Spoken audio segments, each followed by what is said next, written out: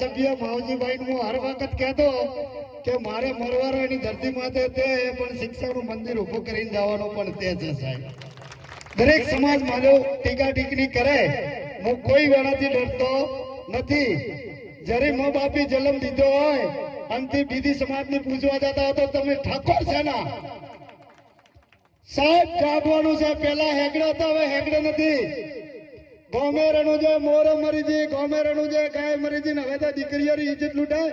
જતી હાલ મોબાઈલ થી વાત કરે છે હરજી પાટીએ કાગળ ઉપર લખીને મેલ્યું તો દ્વારકા નાથ પ્રગટ સાથે વેણા ધણીની આજ પ્રણામ કરો. બોલો રામચા પીર કી.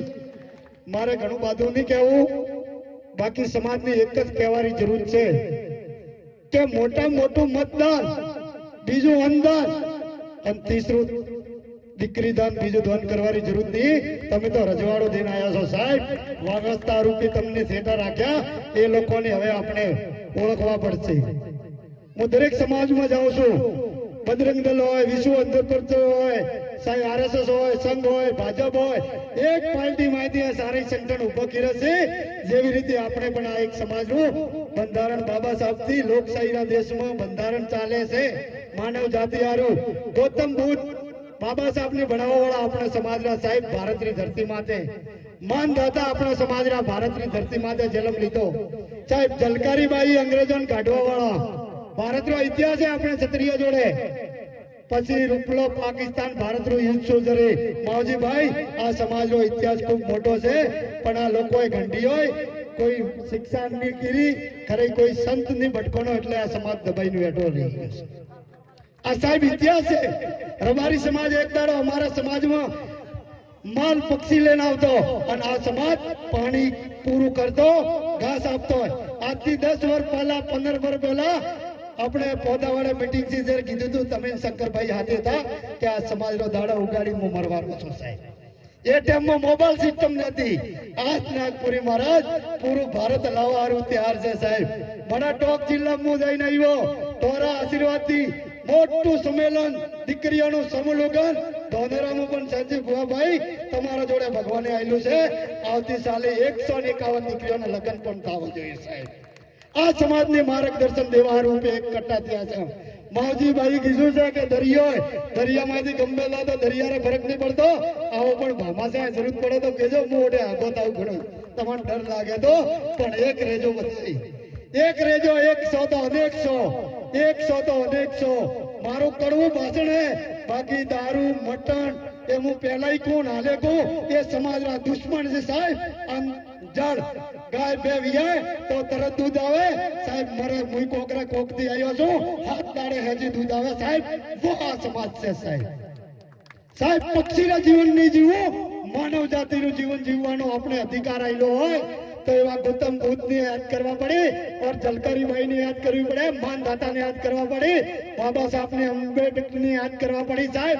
એસી એસટી માં રાજસ્થાનમાં જ્યારે ભૈરવસિંહ ગૃહમંત્રી હતા, જ્યારે રેવદર જયંતિ ધારાસભ્યની ટિકિટ દેવા વાળો સાહેબ વિચાર રાખ્યો તો સાહેબ આ ભારતની ભૂમિ ઉપર મૂકું છું સાહેબ.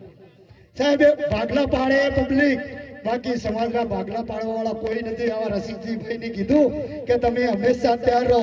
રસીદજી તમારા એરિયામાંથી જ આવ્યું હતું કે વ્યાજથી લાવતા ઊંચાનું લાવીને દીકરાને ભણવાના હતા. તમે મજબૂત રહેજો, સમાજ તમારે પાછળ રહેશે. નકર હવે માફ કરવાની આવે આ પણ સાધુ સંતોનો આશીર્વાદ છે સાહેબ. અમાન નથી દાડે મોકો ને તો આવી લો, પણ હું હંમેશા સમાજ હારું.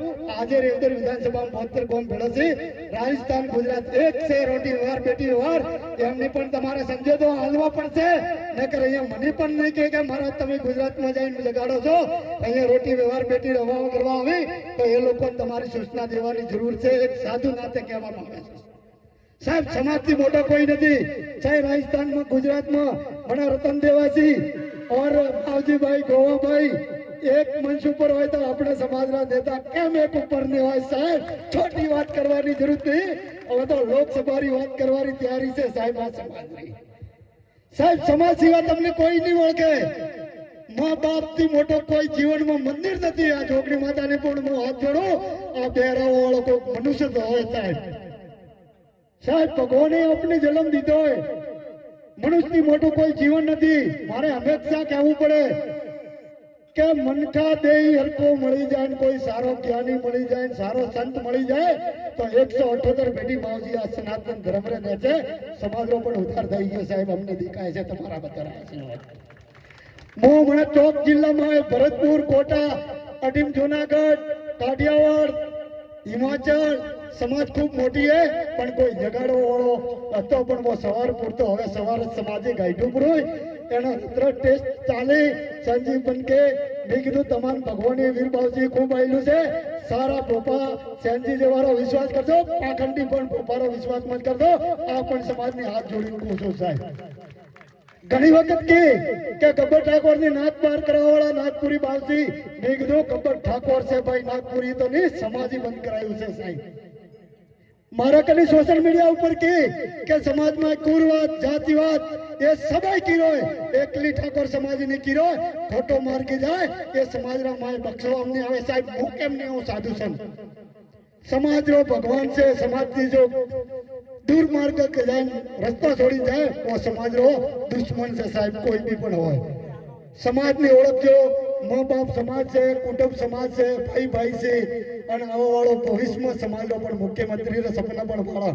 ભારત માતા કી જય.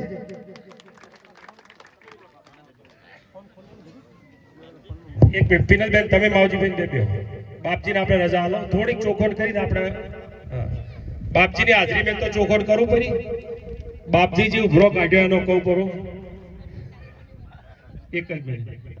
લોકસભા ચૂંટણી વખતે હું સંતોનો પ્યાસી છું, સાધુ સંતો કાયમી થી, એટલે બાપજીને મારે પરિચય છે ખૂબ.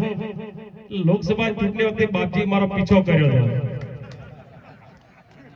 હું બાપજીને શરમમાં નામ તો પાડી ગયા તો બાપજીના મેં કે ફોન ઉપાડ્યા હતા. જેમ કે સાધુ સંતને કોઈ દાડો અવગણના ના કરવી જિંદગીમાં. તમે ના લીધો કોઈ નહીં પણ અવગણના ના કરતા હું તો તમારે કે જે ભગવું આવે એટલે હું બાપજીને આલી આપો એમ એટલે અવગણના નથી કરી. બાપજી માફ કરજો, હું સનાતન ધર્મનો વરેલો છું અને મેં ભાજપમાં વરેલો છું એટલે મેં ભાજપ પાર્ટી માટે વફાદારીપૂર્વક કામ કર્યું એટલે મેં તમને મદદ નથી કરી શકી. આ તમારા આગળ માફી માંગો, માગીને જે કોઈ મને કહો બરોબર. એટલે હું એક તમને આમ તો કરી હતો. હા બેન નીકળો તમે. હવે વાત આપણે જે માવજીભાઈ કરી એની અંદર ચોખવટ કરી નાખી આપણે થોડીક.